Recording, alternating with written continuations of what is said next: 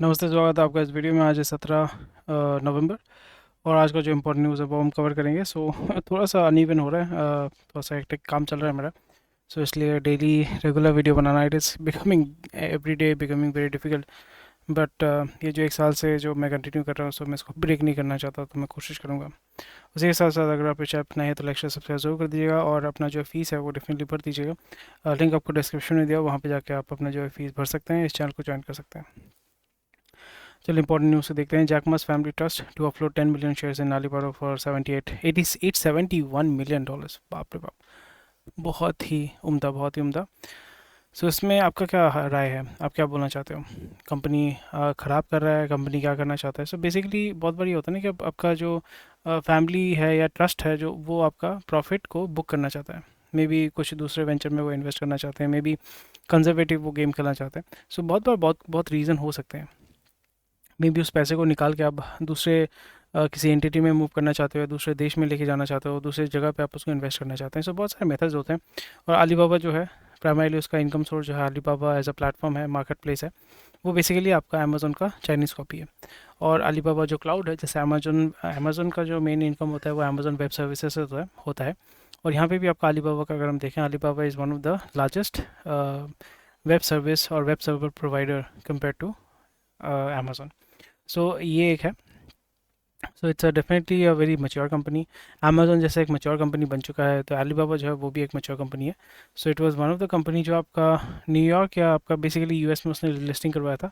And they offloaded a lot of share, बहुत ही billion billion dollar जो है उन्होंने कमाया है यहाँ पे। UCO wrongly credits 820 crore to some account holders. So that is something, PSU है ना, चलता है। सो मोहम्मद शमी का जो है अभी तारे बहुत जगमगा रहे हैं। उनका एज जो है 33 है, 10 मिलियन फॉलोअर्स हैं। 10 साल पहले उन्होंने डेब्यू किया था। अभी जो है, पहले वो 40 से 50 लाख रुपए पर जो है प्रोमो लेते थे, अभी जो है वो डबल हो चुका है, which is very very good. So this is how it works. So sentiment does improve your branding, your value. So congratulations, बहुत अच्छी बात है, बहुत बढ़िया, बहुत उम्दा वो परफॉर्म कर रहे हैं। Adani unit JSW ArcelorMittal in race for Vadraj. So Vadraj, यहाँ पे वदराज सीमेंट। सो सीमेंट वाले सेगमेंट में हम देख रहे हैं कि बहुत सारा कंसोलिडेशन, मर्जर एंड एक्विजिशन हमें देखने को मिल रहा है। सो ये लॉन्ग टर्म में अगर हम देखें, सो लॉन्ग टर्म में it's not very good for जो रिटेल, मतलब बेसिकली जो कस्टमर है उसके लिए भी अच्छा नहीं है, और जो डिस्ट्रीब्यूटर्स हैं या सप्लाई चेन में जो इन्वॉल्व होते हैं उनके लिए भी अच्छा नहीं होगा। रीज़न बिकॉज जैसे अभी टेलीकॉम सेक्टर में अगर हम देखें, डुओपोली है, भारतीय एयरटेल और आपका रिलायंस जियो, दोनों का डुओपोली है। दोनों जो है वो मार्केट डिक्टेट करते हैं। वो एआरपीयू जो है, यानी ये प्राइसिंग जो है, पहले 150 रुपये था, अभी वो 250 रुपये या 230 रुपये ऐसा कुछ हो गया। सो इस तरीके से वो डिक्टेट कर रहे हैं। तो इसमें क्या होता है कि डुओ मार्केट में मोनोपोली और डुओपोली होने से ये प्रॉब्लम हो जाता है कि प्राइसिंग जो है उसका कंट्रोल जो है वो आपका जो मैन्युफैक्चरर है या जो सेलर है उसके हाथ में आ जाता है।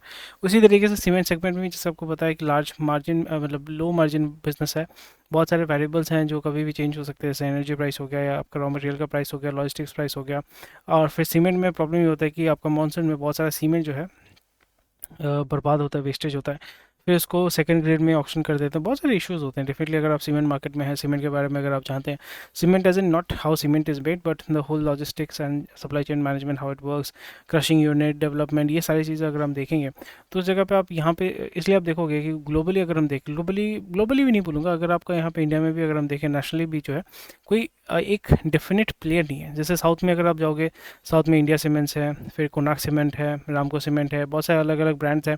हर एक जगह पे एक एक ब्रांड है। रीज़न बिकॉज जैसे मैं पहले भी बताता था, क्योंकि cement is a very heavy item, इसको मूव करना पड़ता है ना। तो फिर यहाँ पे क्या होता है कि अगर आप क्रशिंग यूनिट खोलते हैं फॉर एग्जांपल चेन्नई में या चेन्नई के एरिया में, तो आप वहाँ पे 100-200 किलोमीटर के अंदर आप वहाँ पे ट्रांसपोर्ट करोगे। पर दिल्ली से सीमेंट अगर ट्रांसपोर्ट करता हूँ चेन्नई में, it will not be feasible, और इकोनॉमिकली तो फिजिबल नहीं होगा। वेस्टेज होता है, चोरी होता है, और फिर बारिश होने से सीमेंट जो है वो मॉइस्चर अगर उसको मिलता है तो फिर वो ख़राब हो जाता है। सो ये कुछ चीज़ें होती हैं। तो आपको जो है लोकल लेवल पे उसको सेल करना पड़ता है, या मे बी 200-300 किलोमीटर, 500 किलोमीटर के अंदर जो है आप उसको ट्रांसफर करते हैं। और जितना आप उसको ट्रांसपोर्ट करते जाएंगे हैवी आइटम है, तो वहाँ पे आपका जो ट्रांसपोर्टेशन कॉस्ट है वो बढ़ेगा। ट्रांसपोर्ट कैसे आप करते हो? डीजल व्हीकल के माध्यम से या डीजल ट्रेन के माध्यम से। तो फिर यहाँ पे आपका डीजल का प्राइस ऊपर नीचे होता रहता है, फिर उसके जो प्राइस है वो डेफिनेटली उसमें इफेक्ट होता है।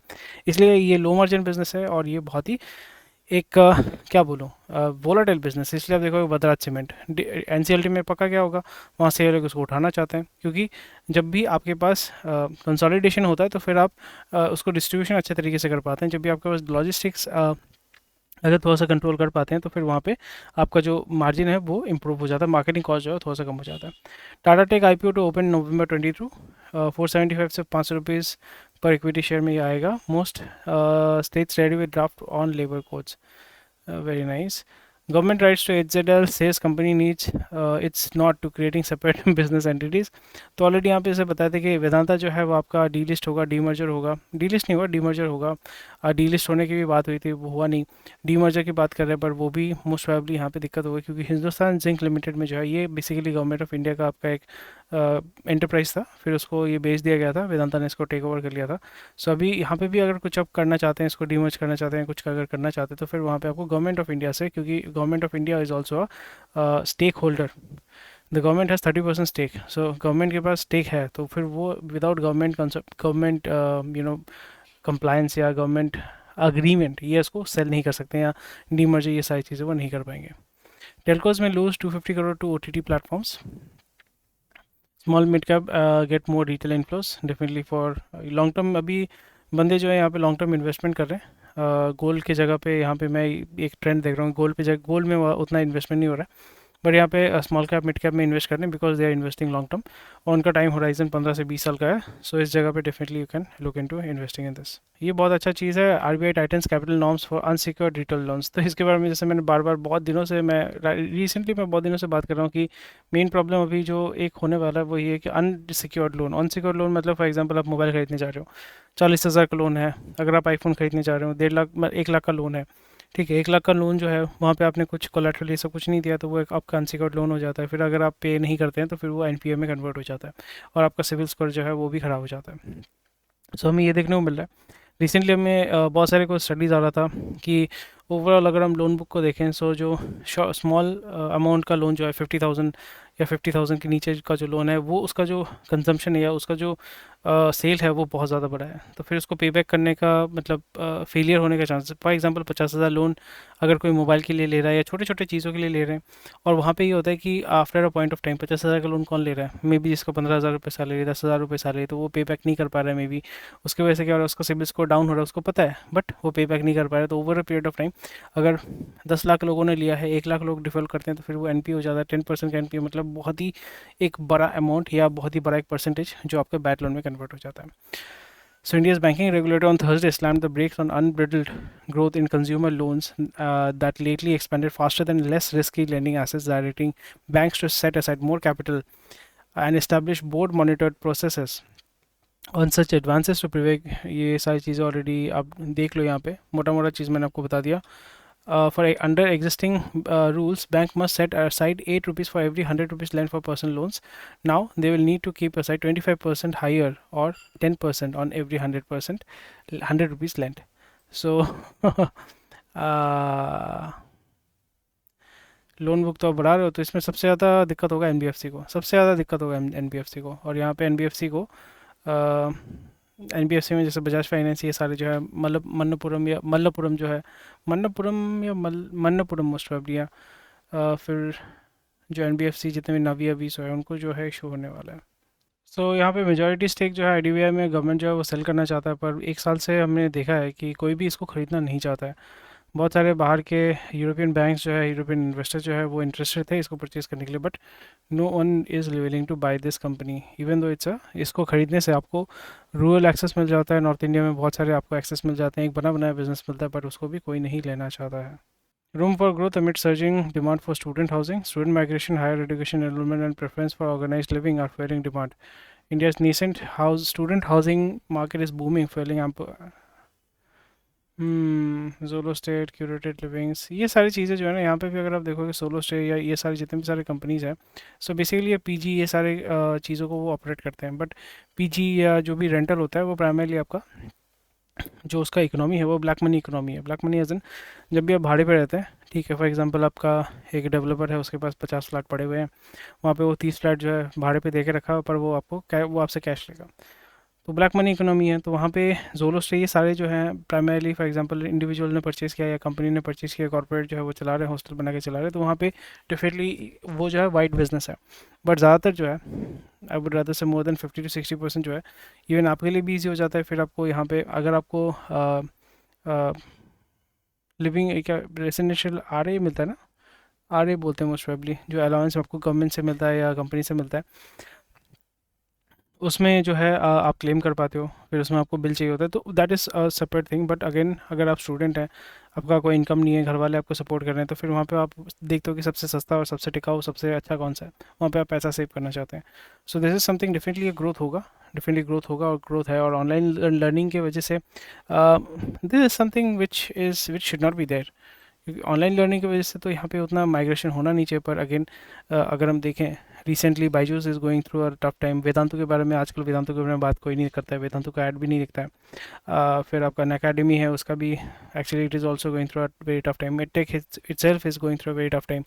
पर आप उस साइड में देखोगे बहुत सारे पी जो है they are building schools, they are buying schools, and जो स्कूल वाला जो फ्रेंचाइज है उस पर जो है हेविली इन्वेस्टमेंट किया जा रहा है। सो मतलब दोनों जगह पे जो है आपको मूवमेंट देखने को मिल रहा है। Industries rally for second day on buying IT stocks. So IT stocks में जो है पंप एंड डंप शुरू हो चुका है। सो अगर आप आईटी स्टॉक में इन्वेस्ट कर रहे हैं सो थोड़ा आप केयरफुली होकर चल सकते हैं। आईटी में जो है अभी शॉर्ट टर्म में पंप एंड डंप होगा। IT gains on hopes of low inflation in US revival tech spends. So ठीक है, but again pretty much sure this is pump and dump. So बहुत ही शॉर्ट टर्म होगा, एक महीने बाद भी आप देखोगे कि वो जो है थोड़ा सा इरोशन होना शुरू हो चुका है। स्टॉक मार्केट में आपका पैसा बने ना बने, बट ब्रोकर्स का जो है वो बहुत अच्छे से पैसा बन रहा है। सो ब्रोकर्स का जो है they are making a lot of money. So अगर हम देखें प्रॉफिट आफ्टर टैक्स 5 पैसा, एंजल वन, जियोजीत, पारिबा, फिर जेरोदा भी they are also making huge amount of money using brokerage. So yeah बहुत ही इंटरेस्टिंग चीज़ है। Domestic air traffic soars to 10% in October. यहाँ पे मार्केट शेयर आप देखो 62% जो है वो मार्केट शेयर इंडिगो का है, बट स्टिल सेकंड में है Air India, Vistara, Air Asia. So 10 मतलब 20%, 21%, 27%, नियर अबाउट 27% जो है आपका सेकंड में है आपका एयर इंडिया।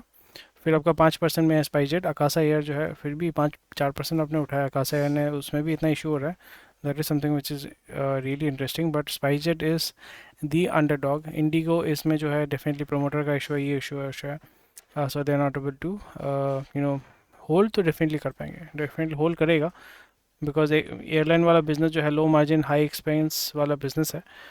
सो वॉल्यूम वहाँ पे चाहिए होता है, वॉल्यूम बहुत ज़्यादा चाहिए होता है। Interesting news, gig workers earn 48% more during this festive season. Definitely ये फेस्टिव सीजन में लोग एक्चुअली पागल हो गए थे। सो बहुत अच्छी चीज़ है, लोग जो है वो कमा रहे हैं।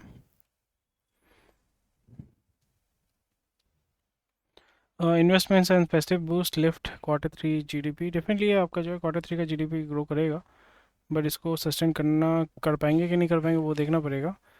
Help by government spending, healthy bank, private capex, automization, digitization, इंडिजिनाई इंडिजिनस होता है ना, इंडिजिनेशन। या दैट्स अबाउट इट, ज़्यादा उसमें तो और कुछ है नहीं। And anyway thank you for watching this video. कोई भी क्वेश्चन कोई कमेंट सेक्शन में बता सकते हैं। स्वस्थ रहिए, मस्त रहिए। मिलते हैं कल।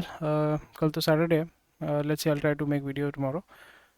And yeah that's about it, thank you for watching this video, bye bye.